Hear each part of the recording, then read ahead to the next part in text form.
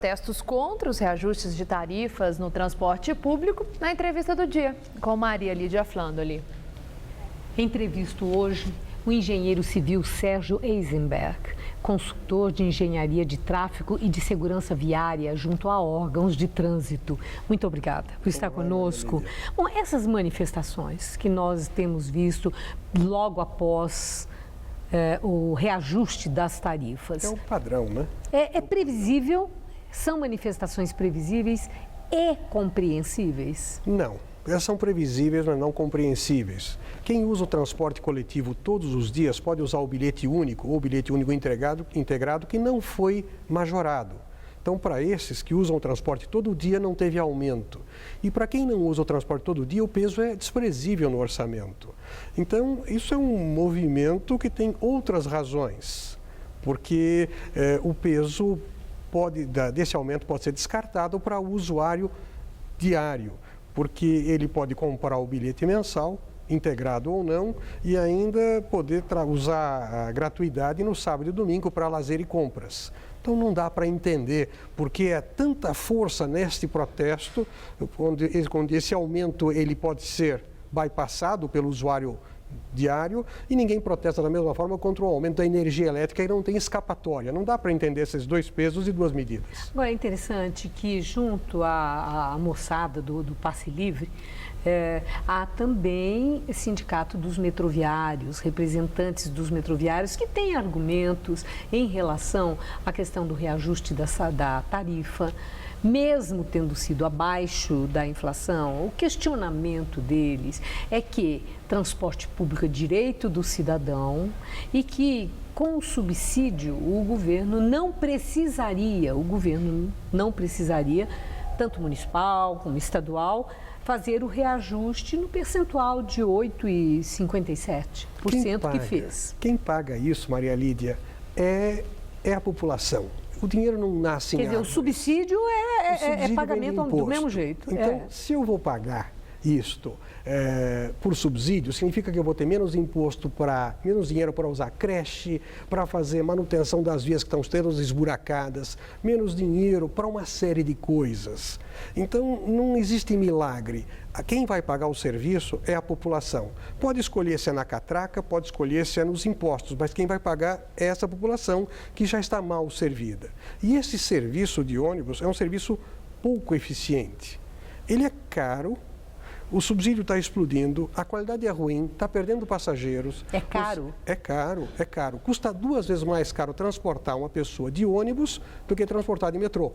Mas para a prefeitura, se não houvesse subsídio, que é um dinheiro que poderia entrar para outros investimentos que beneficiariam também e muito mais a população, a passagem chegaria nos R$5. Perfeito. Então, nesse sentido, R$3,50 continua caro?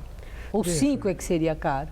A gente percebe que é uma politização de uma questão, porque isso será pago e o peso no orçamento não é tão grande quanto de outros fatores para os quais não está havendo reclamação. Então, isto virou uma bandeira.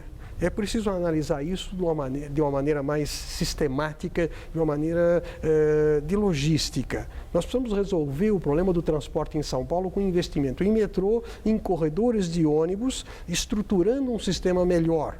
Esta gestão está terminando e não licitou nenhum corredor de ônibus. Então, nós estamos gastando com subsídio, tendo aumento de tarifa, num sistema que opera mal e que é mal avaliado pelo usuário que está perdendo passageiros. Então, nós estamos caminhando para trás por falta de profissionalismo, por falta de gestão adequada do problema de transporte público. Agora, eu acho curioso isso de que não houve a licitação para corredor de ônibus, quando uma das marcas de Fernando Haddad foi essa da ampliação dos corredores de ônibus e ele pretende entregar mais 32 quilômetros e já licitados iniciar obras em várias vias que parece que somariam 35 novos corredores. Isso não é significativo? Veja, nós estamos no final da gestão e nada foi feito. Nada? Isso não é? Isso é nada? Só se concluiu o que estava licitado da gestão anterior. As licitações que estavam para ser feitas não tinha projeto básico, não era aprovado pelo Tribunal de Contas. Não é possível tocar uma licitação sem competência técnica. Então, esse atraso foi muito grande. E esse atraso parece que é seletivo, porque não houve esse atraso em fazer as ciclovias, as ciclofaixas. Então, quando a Prefeitura tinha vontade, ela fazia o que ela queria fazer. Então, aparentemente, ou não houve competência ou vontade de fazer os corredores, porque o fato concreto é que as licitações não andam por reclamações corretas do Tribunal de Contas. Os corredores de ônibus são fundamentais no transporte em São Paulo? São fundamentais. Por que eles são fundamentais?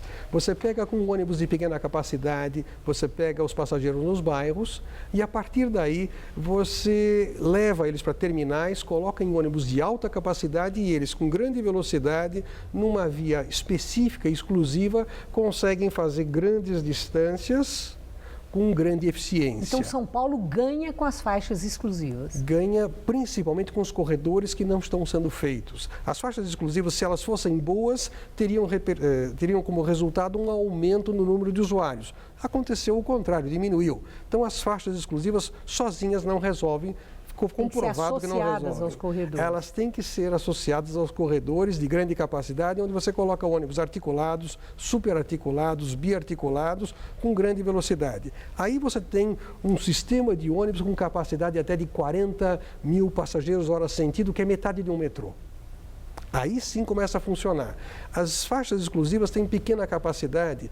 Para a cidade de São Paulo, com 30 milhões de deslocamentos por dia, sem corredores não funciona. Nós precisamos de corredores enquanto o metrô não chega. Na realidade, o que vai estruturar mesmo o transporte em São Paulo é metrô. Nós temos uma linha de 80 km de metrô, uma vergonha. Nós deveríamos ter 450, 500 km de metrô para que isto realmente funcionasse bem e São Paulo deixasse de perder, como hoje perde, 40 bilhões por ano em custo de congestionamento. Fora constar poluição, acidentes, uma série de coisas, esse custo pode suplantar 50 bilhões de reais por ano, porque nós não oferecemos o transporte adequado. E não adianta transformar o motorista em vilão, ele que é o culpado do congestionamento, ele é vítima. Porque se você oferece metrô, o motorista vai para o metrô. O melhor exemplo que a gente tem aqui na cidade de São Paulo é a inauguração da linha 4 do metrô. Do dia para a noite, 1 milhão de pessoas começaram a usar aquilo. Migraram do automóvel, migraram do ônibus, migraram da bicicleta, migraram da motocicleta para o metrô. Então, o paulistano não é tonto. Ele não gosta ele não casou com o carro, não nasceu com o carro. Se ele usa o carro, é porque os 3 níveis de governo, Estado, União e município, falham clamorosamente em oferecer transporte adequado. Daí cada um se vira como pode. Uma última questão. O prefeito Fernando Haddad, ao modo dele, ele priorizou a questão da mobilidade. Teve esse lado das ciclovias, que é uma marca dele, que ele vai deixar em São Paulo, se reeleito, possivelmente vai continuar, e se não, ele deixa aquilo que ele conseguiu fazer. E, por outro lado, é essa expansão que foi no limite do que deu. O argumento na prefeitura é que, com a crise econômica e a queda de arrecadação e todas as dificuldades que todo o poder público nas diferentes instâncias enfrenta, não é? Nem enfrentou, enfrenta. A minha indagação é se a gestão Fernando Haddad deixa uma marca na cidade de um cuidado, uma prioridade, uma preocupação com essa questão da mobilidade que oprime tanto quem mora na capital. Essa gestão deixou uma marca muito ruim, porque transformou o veículo automóvel em vilão.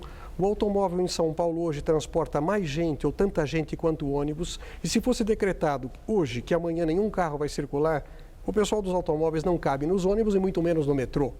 Então, usar uma experiência de Nova York, de Amsterdã, aqui, é completo desconhecimento da realidade, porque em Nova York, em Amsterdã... Isso pelas ciclovias? Sim. Fazendo a referência às ciclovias. Sim, porque se usa o sistema viário para um transporte que não transporta nada, as ciclovias estão vazias e os carros, que são parte da riqueza da cidade, são tratados como vilões, prejudicando a atividade econômica, aumentando o custo dos congestionamentos. Então, nós não construímos nada, nós destruímos uma parte da mobilidade e as ciclovias estão vazias. E eu agradeço muito seus esclarecimentos importantes para a nossa análise e observação. Muito obrigado, uma boa noite. Sempre à disposição.